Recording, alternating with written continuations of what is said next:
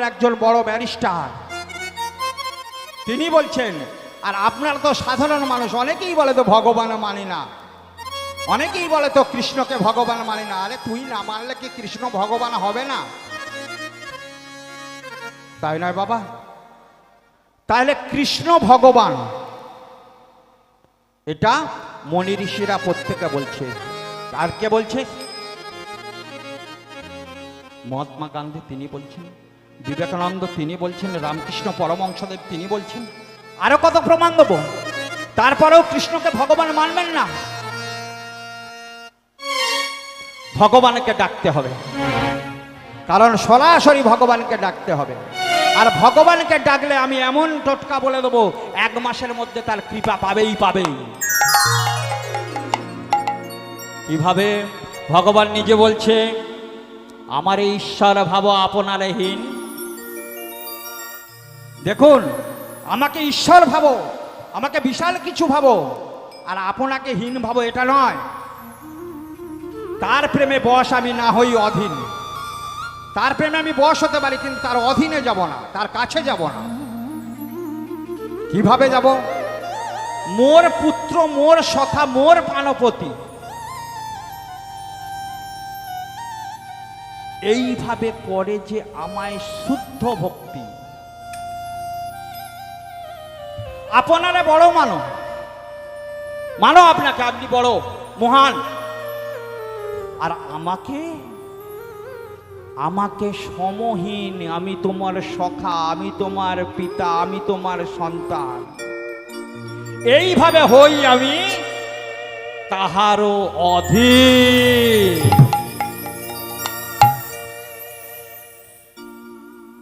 কাল থেকে মনে থাকবে, 1 মাস কাল থেকে শুরু করুন। 1 মাসের মধ্যে যদি না ভগবানকে পান, আমাকে বলবেন। পুত্র মনে করো, আমি আমার সন্তানকে যেই রূপ ভাবে খাওয়াই, যেই রূপ ভাবে ভালোবাসি, মা গো বাসো না আমার কৃষ্ণকে।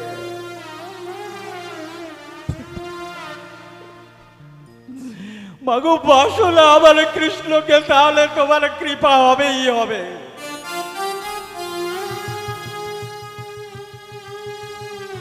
ভাবো না, ও আমার বন্ধু, আমার সখা। ভাবো না, ও আমার স্বামী, ও আমার পিতা। দেখো না, কীর্তন শুনতে আসতে হবে না। কোথায় কৃষ্ণ কীর্তন শুনবেন? কার মুখে কীর্তন শুনবেন? কার মুখে শুনবেন কীর্তন? বলুন, কার মুখে শুনবেন? আমাদের মতো অধমের মুখ থেকে কীর্তন শুনবেন? কি হবে আপনাদের? ক্ষতি, ক্ষতি, ক্ষতি। কেন?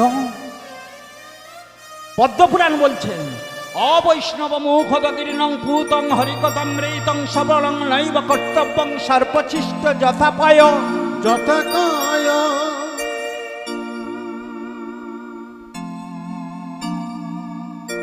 অবৈষ্ণবের মুখ থেকে, অবৈষ্ণব মুখদগিরিণং পূতং হরিকথামৃতং শ্রবণং নৈব কর্তব্যং সর্পচিষ্ট যথাপায়। কাল থেকে তো অনেক কীর্তনিয়া এখানে কীর্তন করে গেল, তাই না বাবা? আমরা কাল হাঁ করে গ্যাপ গ্যাপ করে গিললাম। এদের মুখ থেকে কীর্তন শুনলে পরকালের চিন্তা হবে, পরকালের পরপার হবে। হ্যাঁ, কীর্তন করে সঙ্গে সঙ্গে ওই মরে যাবে, আর 4 দোকান খুঁজবে গো মা। তাহলে অবৈষ্ণব যারা আচারী মানুষ নয়, তাদের মুখ থেকে কীর্তন শোনা, আর 1 বালতি বা 1 গামলি দুধে সব যদি মুখ দেয়, যে বিষক্রিয়া হয়, সেই দুধ খেলে শরীরের মধ্যে যে বিষক্রিয়া হয়, ওদের মুখ থেকে কীর্তন শুনলে তদ্রূপ বিষক্রিয়া হবে।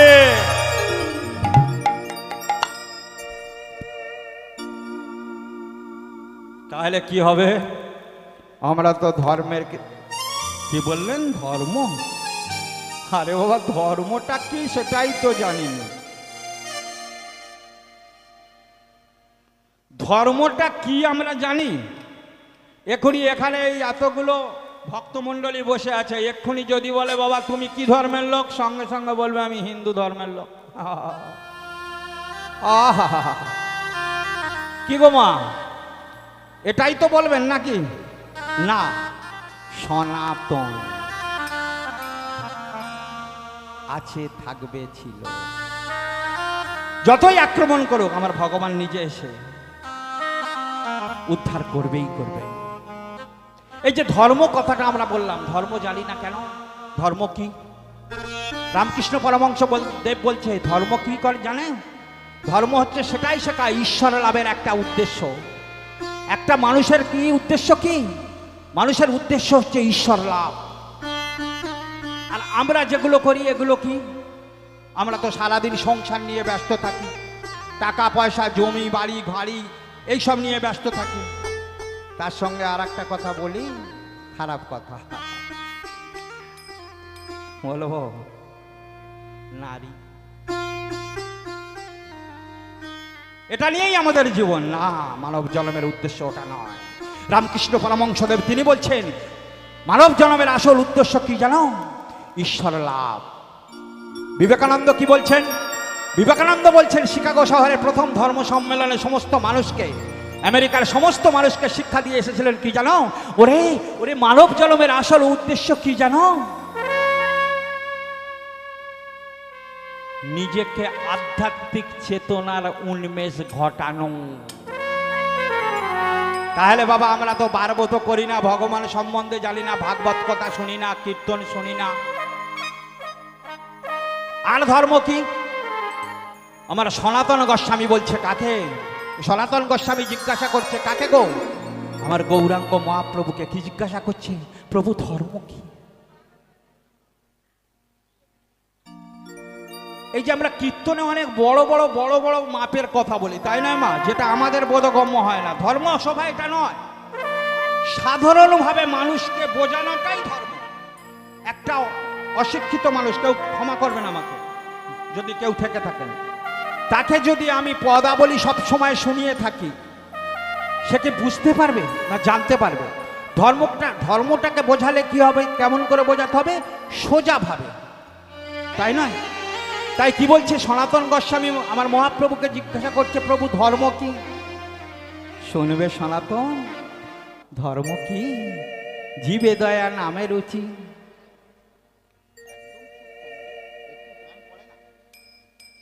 জীবে দয়া নামে রুচি, বৈষ্ণব সেবন। বৈষ্ণব সেবন ইহাই ধর্ম হয় শোন সনাতন। সনাতন জীবে দয়া নামে রুচি, বৈষ্ণব সেবন, ইহাই ধর্ম হয় শোন সনাতন। কলিযুগে এটাই।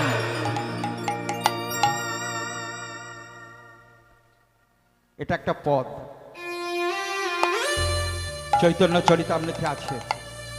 তাহলে বাবা জীবে দয়া নামে রুচি কি? আপনাদের যদি বলি বা আমাকেও যদি কেউ প্রশ্ন করে বাবা জীবটা কত দূর, কত বড়, কি জীব কোনোদিন মেপে দেখেছেন? 3.5 ইঞ্চি। এই 3.5 ইঞ্চি আমরা আমাদের শরীরকে, আমাদের মনকে, আমাদের সমস্ত কিছুকে নষ্ট করে দিচ্ছে। জীবে দয়া নামে রুচি। জীবে দয়া, সমস্ত জীবকে দয়া করো, তাদেরকে ভালোবাসো, তাদেরকে স্নেহ করো। আমরা অনেক সময় দেখেছি বাবা খুব কষ্ট লাগে, কি জানেন?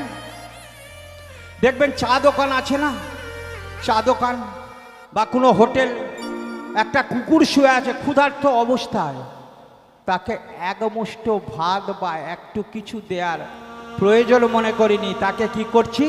গরম জল ছিটিয়ে দিচ্ছি। এটাই কি জীবে দয়া?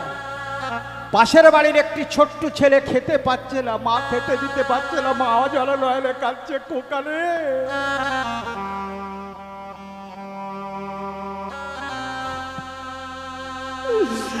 ওর চললে আজকে নয় এক ফোঁটাও দুধ জোগাড় করতে পারি না।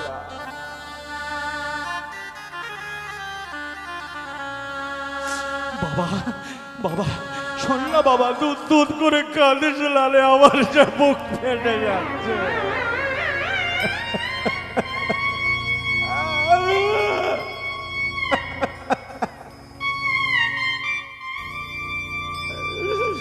শুনলে বাজারে থেকে জানি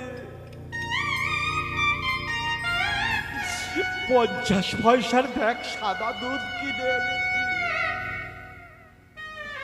নে না বাবা, আজকের ডালা বন্ধ কে নে না।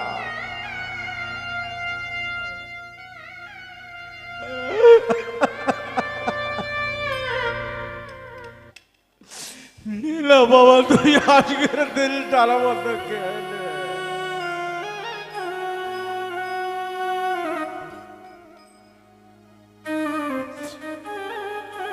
আমি যখন জানতে পারছি পাশের বাড়ির লোক আমার বিশাল পয়সা আছে,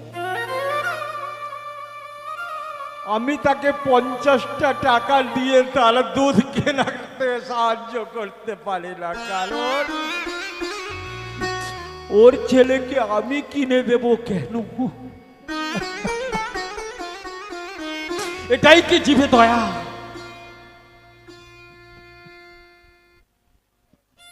বলুন না, আমরা তো সংসারের মধ্যে আছি সবাই। আজকের মায়েদের অবস্থা বাবু, সারা জীবন তারা খেঁদে আসছে,